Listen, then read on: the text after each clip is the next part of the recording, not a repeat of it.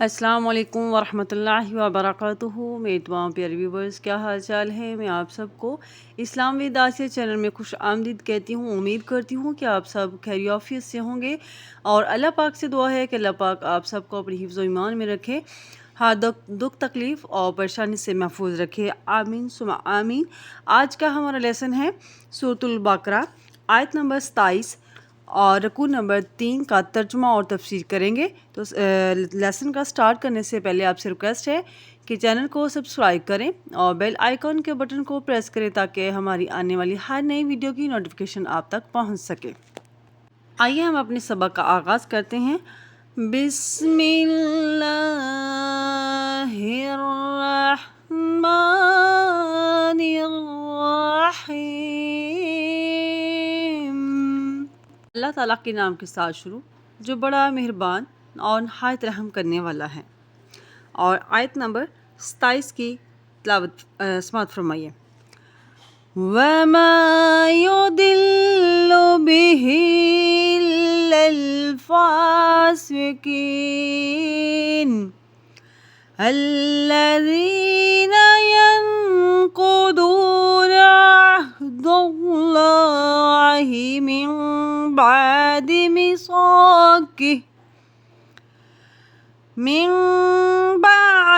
مِيثَاقِهِ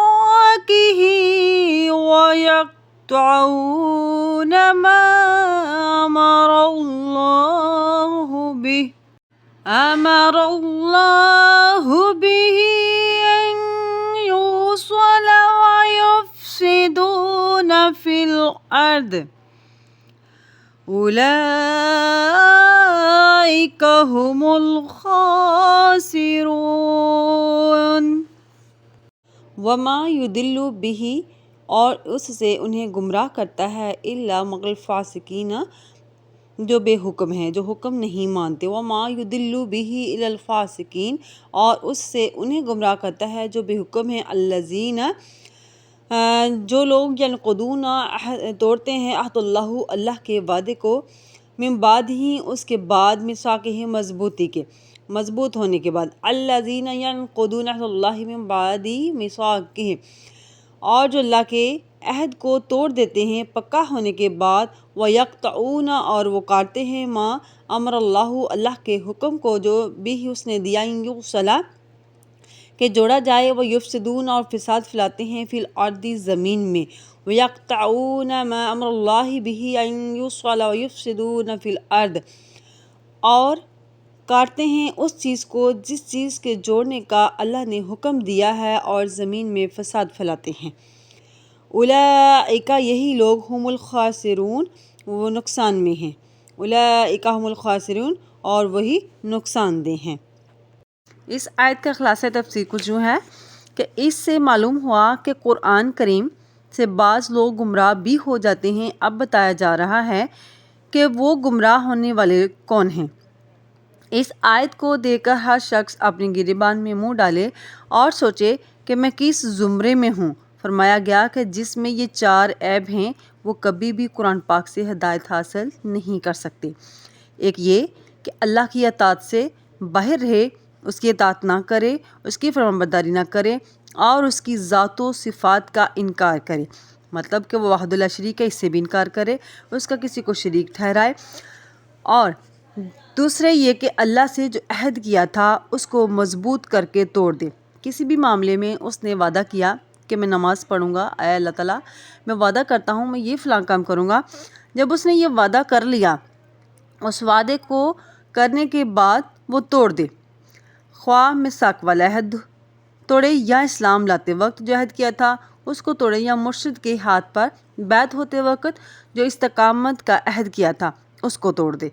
تیسرے یہ کہ جن حقوق کی ادائیگی کا حکم تھا اور جن رشتوں کے جوڑنے کا فرمان تھا ان کو پورا کرنے میں کوتاہی کرے، یعنی رب کی توحید، انبیاء کی نبوت، آسمانی کتابوں کی حقانیت کا قائل نہ ہو، علماء مشائخ کی بات نہ مانے، قرابت داروں کے حقوق ادا نہ کرے، ان کی مصیبت میں کام نہ آئے۔ چوتھے یہ کہ حرام کام کر کے زمین میں فساد پھیلائے۔ ایسا شخص قرآن کریم سے ہرگز نفع حاصل نہیں کر سکتا بلکہ وہ پورا نقصان اور خسارے میں ہے۔ اس آیت کریمہ کی تفسیر صوفیہ کے الفاظ میں کچھ یوں ہے کہ الفاظ لباس ہوتے ہیں اور حقیقت معنی اس کی اصل بصارت۔ آنکھوں نے تو لباس اور بصیرت یعنی دل کی روشنی سے حقیقت معلوم ہوتی ہے۔ کفار چونکہ دل کے اندھے تھے اس لیے ان کانوں میں ان مثالوں کے فقط الفاظ پہنچے جو مثالیں پیچھے ہم نے دیکھیں کہ انہوں نے کہا کہ ایک مچھر کی مثال دینے کا کیا مقصود تھا اللہ کا۔ اس طرح کی جو پچھلی آیات میں بات ہو چکی ہے ان کے بارے میں آگے تفصیلاً بات ہو رہی ہے کہ کفار چونکہ دل کے اندھے تھے اس لیے ان کے کانوں میں ان مثالوں کے فقط الفاظ پہنچے جیسے جانور کے کان میں مالک کی فقط آواز پہنچتی ہے، اس لیے وہ کہنے لگے کہ یہ الفاظ بے معنی ہیں۔ لیکن مومنین نور ایمان سے حقیقت کو دیکھ کر کہتے تھے کہ نہیں یہ رب کا کلام ہے، کیونکہ نور ایمان سے نور قرآن اور نور قرآنی سے رضا رحمان اور حور و قصور جنہ یعنی جنت کی حوریں اور محل حاصل ہوتے ہیں۔ جو اس نور سے محروم ہو وہ ہر نعمت سے محروم ہوتا ہے۔ وَمَنْ كَانَ فِي هَذِهِ أَعْمَى فَهُوَ فِي الْآخِرَةِ أَعْمَى۔ سورۃ الاسراء، جو یہاں اندھا وہ وہاں بھی اندھا، یعنی کہ دنیا اور آخرت کو یہاں پہ موازنہ کیا جا رہا ہے کہ جس شخص نے یہاں پہ ہدایت نہیں حاصل کی تو وہ وہاں جا کر کیا حاصل کرے گا۔ چونکہ رحمان غفار بھی ہے اور قہار بھی، اس لیے اس کا قرآن شفا بھی ہے اور شقا یعنی کہ بد نصیبی بھی۔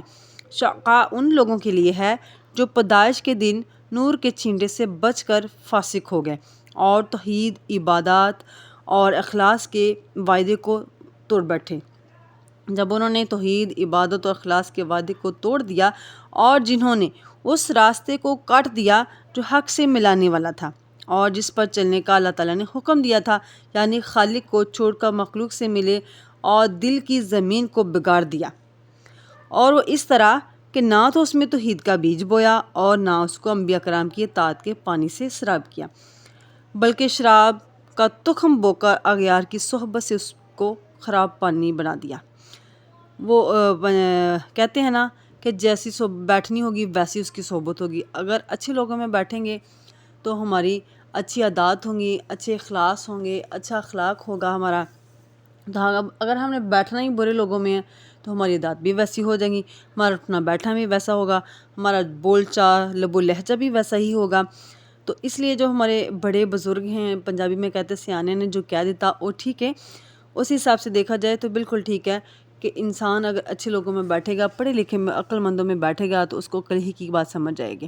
اگر وہ جاہلوں میں بیٹھے گا تو وہ جاہلوں کی ہی بات کرے گا، لہٰذا وہ اس میں سخت نقصان میں رہے، کیونکہ ان کے فطری ایمان کی کھیتی اس پانی کے نہ ملنے کی وجہ سے خشک ہو گئی۔ اب جب کہ مومنین اپنا کھیت کاٹیں گے تو یہ حسرت سے ہاتھ کاٹیں گے، اور جب مومنین پھل کھائیں گے تو یہ غم کھائیں گے۔ تو ظاہری بات ہے کہ جس نے جتنا محنت کرنی ہے، جس نے جتنا بونا ہے اس نے اتنا ہی کاٹنا ہے۔ اگر ہم اچھے اخلاق، اچھے لب و لہجہ، اچھے اپنے اخلاص کا مظاہرہ کریں گے تو انشاءاللہ ہمیں آگے بھی ہماری نسلوں کے ذریعے ہمیں یہ پتہ چل جاتا ہے کہ ہم نے اپنے بزرگوں کے ساتھ کیسا برتاؤ کیا تھا، آگے بھی ویسا ہی ہو جاتا ہے۔ یہ حقیقت ہے، اللہ کی رسی جو ہے نا وہ بڑی مضبوط ہے، اسی کو ایمان کے ساتھ تھامے رکھو تو انسان کامیاب ہو جاتا ہے۔ اگر ہم نہیں تھامیں گے تو کامیاب کیسے ہوں گے؟ آئی ہوپ کہ آج کا جو لیسن تھا ہمارا آپ کو سمجھ آ گیا ہوگا۔ اگر آپ کو ہماری یہ آج کی ویڈیو پسند آئی ہے تو لائک اور شیئر ضرور کیجیے گا۔ فی امان اللہ، السلام علیکم ورحمۃ اللہ وبرکاتہ۔